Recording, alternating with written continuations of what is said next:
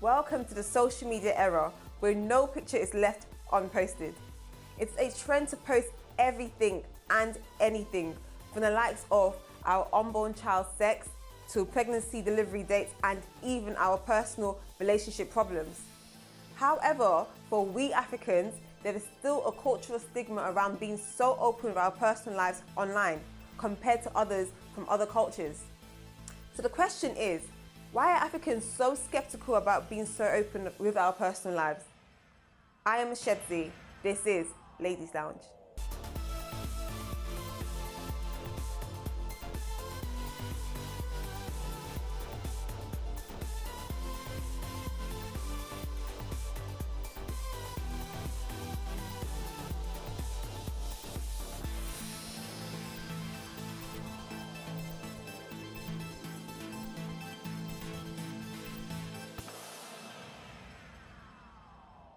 Hi guys, and welcome back to Ladies Lounge. Today we have so much in store for you. We're talking social media straight to black girl magic. Guys, I'm so excited to be back here, Steph. Steph, you're really bringing the sun to Ladies Lounge today, yo. It's summertime, girl, so you have to rock it. You look lovely. Thank you. So the funny thing is, right, I was talking to a few of my girls the other day, and we're reminiscing about school days, you know, when you take school pictures. And this funny thing that I remember is when my friend, her mum, would always stop her from, you know, sending her pictures to her uncle in the village because she's scared that she would do juju on her. Honestly, and it just got me thinking that now we have, like, you know, social media platforms like Instagram, Facebook, everything, YouTube. It's just it's endless, right? So it's like, as African ladies, we had this, you know, I don't know, this stigma around sharing information about yourself on social media. And I was just wondering, how much do you guys, what do you think about, you know, sharing your personal life on there? Because there's so many YouTubers now and just so much information on there. Yeah. What do you think? For me, my mom, I think one time I had a new job and I put it on LinkedIn. My mom called me and said, you shouldn't have your job when you walk on, take it down. So I think for me, I can share most of my information, but I think if I'm pregnant now, I wouldn't put a picture of myself pregnant on Instagram just because of the way we were brought up in Africa. Africans are quite superstitious, so you wait till, like, most of my friends I see on Facebook, you will never see a picture of them pregnant, and then you see them pregnant and you see the baby. Yeah. So in case anybody wants to do it. I am not like that. I'll post anything that I like as long as I'm happy to show it. But obviously, they are posting about your private life to provoke or get attention. It's not that I'm not advising no one to do that. But I will put when I was pregnant, I did put my picture and I was happy to share that news. So I don't, maybe because I was brought up in Europe, so I don't have that. I think it was because you were brought up in Europe. Yeah. I don't think there's anything wrong with putting up your pictures, but there should be a balance. We're discussing this earlier on before we started shooting, and, you know, someone was saying, you want to share your happy moments with your friends and family. That's true. But the way we were brought up, as Stephanie said, we are Africans. I mean, you don't just put your life out there. Yeah. You want to be happy, yes, but you don't just put your whole life out there. It even sounds unreasonable. And I don't think it's just us Africans. There are some people who think this way that are not from Africa, you know, who know that. But, I mean, because there are some things to worry about. Cyberbullying, and, you know. If you're telling me, don't post it because witchcraft, somebody might pray against you. No, I don't. I believe in God, and I know protecting you no matter what. But there was one time I went back home and I posted a picture. And you know when they say location? Yeah. And I put Warren and I put my house. Hey, Tonko's now stalking No, you. my house address, but I just put, like, the area I live in. Nobody stalked my mom and my sister. Where you are? But that one is dangerous. Because, you know, so I took it down. Because the criminals would use that. Yeah. There was an ad on TV. It was a quick one. But you could see how these criminals, you know, scanned the bank card on the table. You know, I wouldn't even think of that. That was so innocent, you know, keeping your card on the table. So we have to be cautious of it. It's not just about witchcraft. I mean witchcraft, If it's witchcraft and picture, That one, they have collected all the pictures already. Because the pictures on Facebook, they are on Instagram, the pictures are everywhere now, so you can't run away from that one. But one thing I don't think just about superstitions, about our mistrust with each other in society, especially in Nigeria. We just don't, we feel like we can't trust each other. Everybody's a suspect in Nigeria. Even when I was young, obviously I don't know if you guys happened to you guys, but when you're younger, your mom says, make sure you eat your food now, so we go to your auntie's house and she's giving you food, don't take it. photographs of like, even people you're friends with, people you go and visit. My younger sister, my mom, before you leave the house, your parents prep you, right? Yeah. And then we got to my uncle's house and they were like, you want to eat? She was like, no. Why not? My mom said when I come here. And if you take the fish, we'll give one look like this, really. So I think it's all about. So what would be the reason? Obviously, because of your roots, maybe the way you've been brought up. What would be the reason why you don't share some of your private life? The thing is, for me, I think on social media,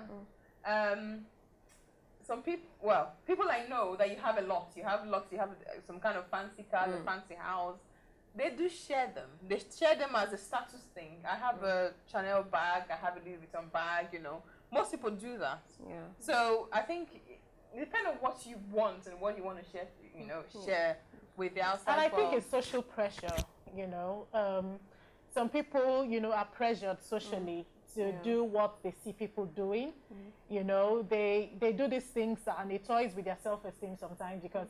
Everyone's life is perfect. Everyone's life is perfect on the picture. I mean, you know, they just do it because that's what's in. They don't stop to think about it. And I think that's what we should be doing more, thinking about it before clicking send. You know, because there should really be a balance. We should share our joyful moments with you. Some people even share their sorrowful moments. Yeah. We should share, you know, things we want to share. But with restriction, there should be a balance. I think for me, I wouldn't share certain things because on social media you have your friends, people you actually know, who know you, your friends, you trust them, and then you have all these random people from Australia, New Zealand, adding you from anyhow, so they can see all this information about you and they have no idea, never met you before. It's scary that a stranger that I might never meet again will see so much about me. But at the same time, I could see the flip side. If I was like a fashion vlogger or something, like if it was a business for me, if I was a YouTuber, for the money, I get paid. Definitely. And the funny thing is, one of my friends, she's actually Jamaican, but her boyfriend is Nigerian. I think it's the two sides to it. But she's a blogger, so when she was pregnant, she would post the whole journey. And when she had the baby, I say a few hours after, she was so excited, she posted the baby's face on there. And people are coming to say, you village people. Why is it, to her it's normal because in her culture that's not even a thing. You won't blame Nigerians and Africans really because that is what was before. Yeah, it's true. We cannot deny that we heard life stories of these things happening. That's what was before. Recently, my husband told me that they had broken down like the last shrine in their village. Wow. What was before was shrines. That was what was there before. 2017. Yeah. So, but now, you know, it's different. But for me, so you won't blame them. I think most of the things we do or believe, I think sometimes we need to question our beliefs because most of the things they tell you, how true are they really? Yeah. You know, I think in Africa things happen. And instead of going to look for research and say, why is this person sick? Why is this person died? They'll say it's one grandfather. Yeah, because that's what they've been saying. But sometimes, that's what I'm saying. Sometimes we need to ask, as we're growing, as we teach our kids as well as ourselves, to question our beliefs. To question, okay, where have you seen that they take picture? Where is the proof that picture? You know, sometimes it's good for us to question. And I'm very much for restrictions on things you share about yourself for security's sake and for a lot of other things.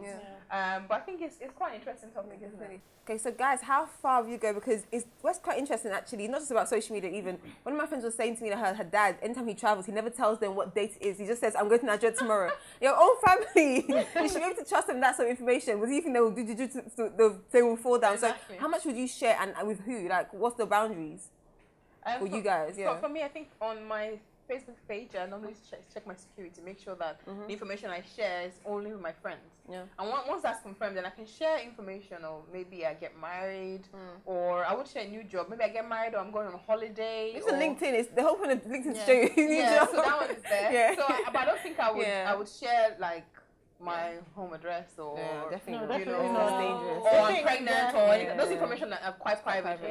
The thing with sharing, even with the privacy settings, if one person takes the picture out, there's screenshot these days. You don't even have to. Group chats. So even with the privacy settings, you really have to be careful. So you can share your joyful moments, not too much, except you're doing it for money. If you're doing it for money, if that's your job, if that's your extra income, that's fine. But even at that, even when it's your extra income, there should be a boundary. You should have like your principles. You shouldn't share up to your underwear. For goodness sake. Like, so there should be control. Yeah, it's true. Yeah. I think my I share anything that makes me happy. And when I say no, it's when I think I'm trying to get attention or I'm trying to provoke somebody or me. If I'm doing it because I'm upset, then that's when I say no. Because it happened to me that I post something that after having an argument, and then I'll be like on Facebook, oh no, I can't believe people you know for 10 years and then they can do trash. They can break your heart. And then next day you wake up, be like, what the hell? Yeah. Take you off.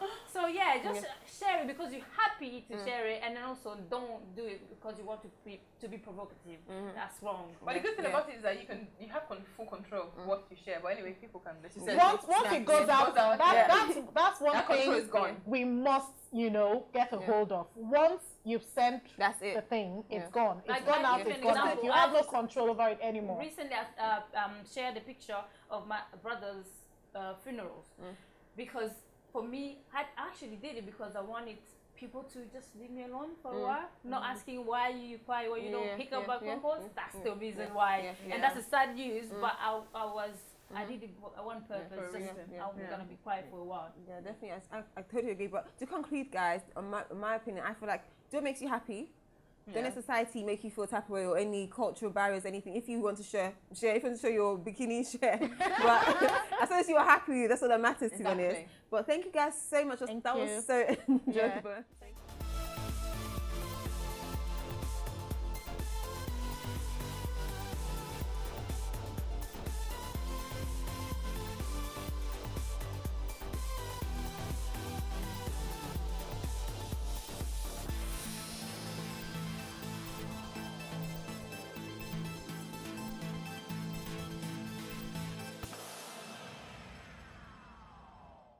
Welcome back, guys, to the second part of the show. And now we are joined by a special guest, drum rolls. We have Kathy Kareem. She is an amazing YouTuber and also an author of an amazing new book for millennials. What's the book called? The book is called A Quarter Centenarian's Guide to the Galaxy. Ooh. And it's, Very amazing. What's it about? What's the book about? It's essentially a book, like Shedzi said, for millennials. So it's actually a collection of poems, of reflections and lessons learned by the age of 25. So you know how people say that people go through a midlife crisis? This is all about a quarter life crisis, because I think as we approach the age of 25, a lot of us think, what am I on this earth for? What am I doing? Yes, exactly. So this book tackles that through all these different mediums, and it's a really good read if I say so myself. I need to read this book then, definitely. And it's great because it's even if you are coming up to the age of 25, if you're 25 now, or if you were 25, you can all relate to this book. It's really, really cool. Wow, interesting. You're also a YouTuber. What's your YouTube channel about? So my YouTube channel is called A Cup of Kathy. See what I did there? I like that, And basically the same way that you get a cup of coffee and it gives you energy, it revitalizes you. That's what I want my YouTube channel to do. So I always talk about something positive, something motivational, and sort of like something to inspire. Exactly. And a lot of the time I go and I do my travel vlogs, because I think a lot of people that perhaps haven't traveled or want to see different parts of the world, I bring them in on that and make it an inspirational, positive journey. Oh, wow. And you also act as well. So how do you juggle being a YouTuber, writing a book, and also acting? Wow. It's because they're my passion. So I love them. It's funny because even writing, I wouldn't wake up and say, oh, I'm a writer, but I was approaching my 25th birthday and I said, you know what? I don't want to just go to a club or go to a party. I want to have a book launch on my birthday. That's what I said. But I thought, in order to have a book launch, I need to write a book. And that's when the idea for A Quarter Centenarian's Guide to the Galaxy came. So it's been a collection. Some things I'd written before, and I just compiled it, collected it, and just continued writing. Passion is what led it. Love it. Wow, that's really inspiring. I'm very inspired by you right now. Anyway, moving on to the next topic, we're talking about being black. Does being black have restrictions? I'll give what happened to me not too long ago. I went for an interview for a finance director position, and I got into the office, and the lady was like, "Oh, you're for interview?" I said, "Yes." And she said, "Come on in." And we sat down, and she said, "Okay, tell me about yourself." I said, "Well, I'm a qualified accountant." She was like, "Oh, why are you applying for a receptionist role?" And I said, "Excuse me." "Oh, I thought you came for a receptionist role." I said, "No, I thought you were too dressed to be a receptionist." I said, "Well," anyway. And let's start again. And we had an intervention. She was like, "Oh, will you prepare to start tomorrow?" I said, "No." I said, because I don't want to work in a company like this, that you see me and you assume that I'm applying. So it's a question to everyone, I guess. Do you feel that being black restricts you in any way at a job or? First of all, I just want to say kudos to you and congratulations to you for holding your ground. Yeah. Thank you. CFO. That is so impressive. 'Cause I'm probably going to be like, oh, thank you for the job. And actually, I had someone else coming from the company and said, "Steph, was it?" I said, "No, we're paying this." I said, "No, sorry, it's just something I can't do. I can't work in that kind of company. So I feel like there's going to be more problems coming in the future, and I really don't want to put myself in that situation." The environment is toxic already. Yeah. Definitely. Yeah, 2 seconds in. Yeah. exactly. Oh my So God. yeah, being black, I like to think of being black from the bright side. Whether it has restrictions, you probably would in a country that is not originally ours. Race is not an issue in Africa. When you're in Nigeria, you don't think of things like race. But when you are here, I Those don't thoughts agree. coming. I don't we're on the agree. same Race in Africa is the other way around. If Yeah. you're Light. white or lighter skin, you're treated better. It's like a so privilege. there's race. But it's not not in a negative way. It's a positive race. yeah, not in a negative way, which is the angle we're coming Yeah. from. We're coming from the angle of a negative. Yeah. So yeah, so here, yes, it does have restrictions. But why does it have restrictions is my question. Yeah, that's interesting. And I think, I think it has restrictions, especially in career-wise, especially in things like modeling, beauty, entertainment. We have, for example, bloggers and lots of YouTubers, and it's like you see one YouTuber of like 25 different people being sponsored by all these big brands, and it's because you have to think about the population. So the population, most people are like white, middle class, and you have a very small, like 10% of the population are black people. So you can't expect them to recruit so many black people and sponsor them to do all these big opportunities when the demographics they're reaching out to are mostly white people. So on TV you see less black presenters, hosts, models, and it's because who you're reaching out to, who's actually spending the money on these things are not the black people. And so it can restrict you because you just don't have an audience for whatever you're selling your products and your services, I guess. I would agree to an extent. It's funny because I've always been, in lots of my life, I've always been the only black person, the only black. When I went to university, I was the only black girl. In schools, in lots of different, in work, like lots of different areas, I've been the only black girl. But it's funny because you're right. I think to some extent it can restrict you, like all of you have said.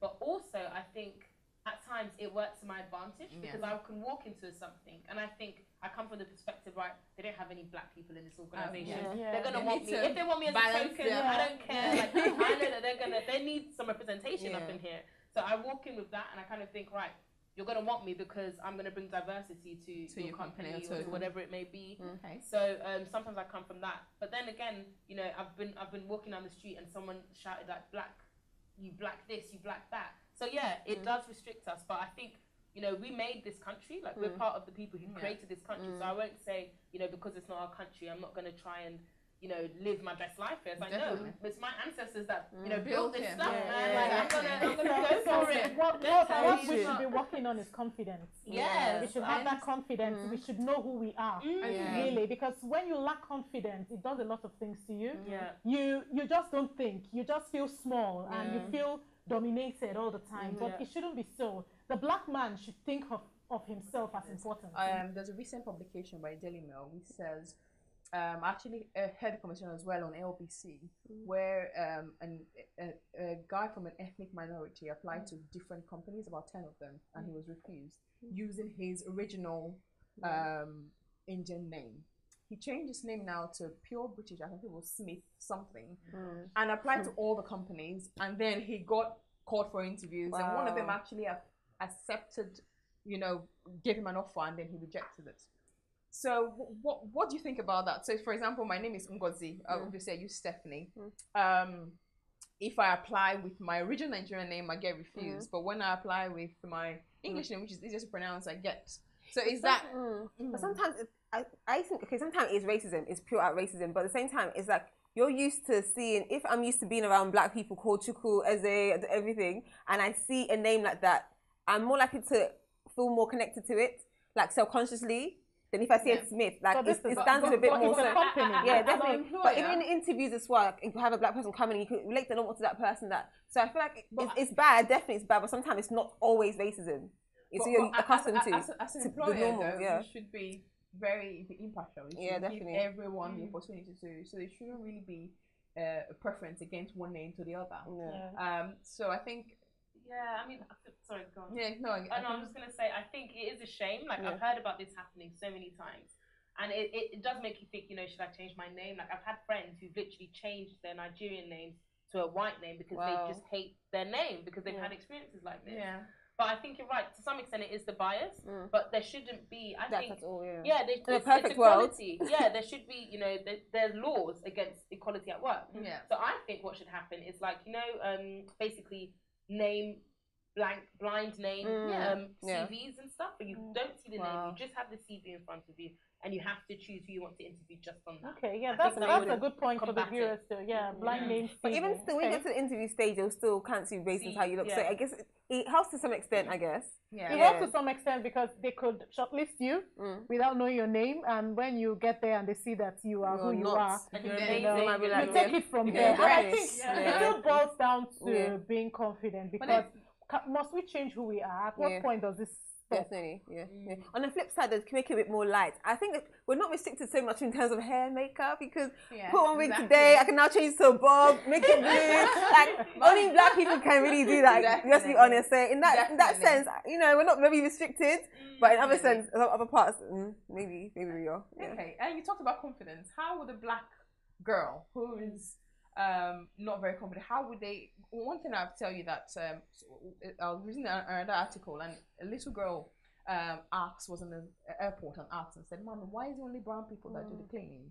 Why is it only brown people that serve?" You know, so is this something that people of color just go for the lowest job, or is it? No, the thing is, there are black people high up there as well, but the negative line of thinking force people to see only. Is that we don't work hard enough? We work hard. I would never say that. I would say we don't work hard. We work really hard. But I think we blacks kind of put ourselves in that tight box. We noticed that the black man is cleaning. Did we notice that the white man was cleaning as well? There are white people who clean. But because we've had this mentality from years back, it seems like this is where we've settled, this is where we've anchored. But it's not so. We should change our mindsets. I think we should renew our minds. On that note, actually, I totally agree with you in terms of the workplace. I noticed, especially networking in the corporate world, I noticed that, for example, Asian and white people, they tend to send people stuff. They're very good at networking and bringing people into opportunities. Whereas black people they just stay in that, some of them, I know, stay in that road. They don't want to help other people, mentor others. And I feel like that's very important for us to know we have all these challenges, all these big, barriers. We need to make more effort to have mentoring programs for people below us and role models in society, social enterprises that will help younger generations to get up and get opportunities that we didn't have the chance to get, or was harder for us to get. Okay. So I think it's very important to break that barrier. So in conclusion, we can do it. We just need to have our confidence, and we should go for the best. For me, I believe in going for the best. Don't let anything restrict you. Don't let your color restrict, because the person that's up there that's any 23,000 a year hasn't got two heads. That's true. So we should build ourselves. We should study more. We should go for the best, really, because we deserve it. And we are the best. Yes. Magic. Yeah, we are the best. Black power. Woo, woo.